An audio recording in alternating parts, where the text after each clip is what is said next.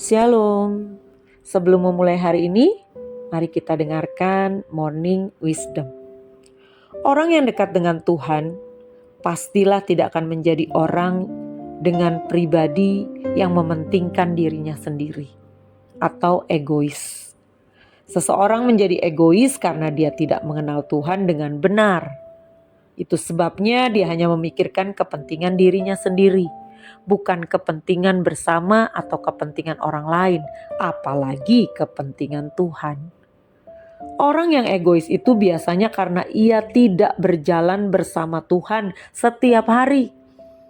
Dia tidak pernah memperhatikan kepentingan Tuhan. Dia tidak pernah memikirkan pikiran dan perasaan Tuhan. Itu sebabnya dia hanya mengejar kepuasan bagi dirinya sendiri. Dan dapat dipastikan hidupnya jauh dari Tuhan. Rasul Paulus menekankan hal ini kepada jemaat di Filipi. Dalam Filipi 2 ayat 2-4 dikatakan, karena itu sempurnakanlah sukacitaku dengan ini. Hendaklah kamu sehati sepikir, dalam satu kasih, satu jiwa, satu tujuan.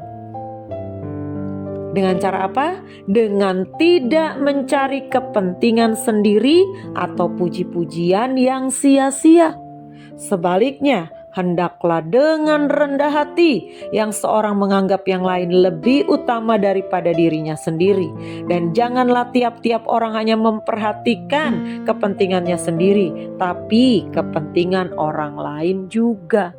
Berapa banyak hanya karena kita memikirkan kepentingan kita sendiri, dalam pekerjaankah, dalam keluargakah, di dalam pendidikan, engkau di sekolah, dalam lingkungan, terlebih lagi di dalam gereja. Ketika engkau mulai bersifat egois, hanya mementingkan kepentingan dirimu sendiri, maka disitulah akan terjadi perpecahan. Sebab hanya dengan tidak hidup egois, hanya dengan tidak mementingkan dirimu sendiri, barulah kamu dapat sehati sepikir dalam satu kasih, satu jiwa, dan satu tujuan.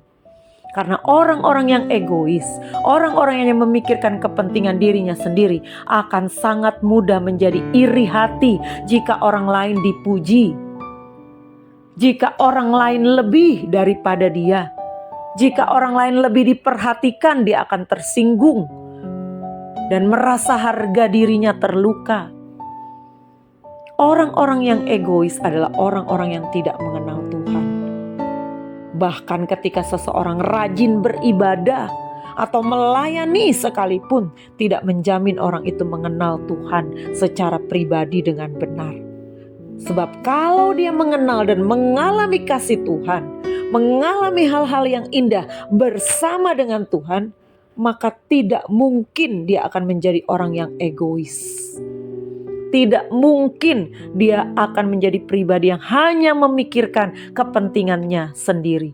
Tidak mungkin dia hanya mencari puji-pujian yang sia-sia supaya dia merasa bangga, supaya dia merasa sangat dihormati, supaya dia merasa sangat dihargai.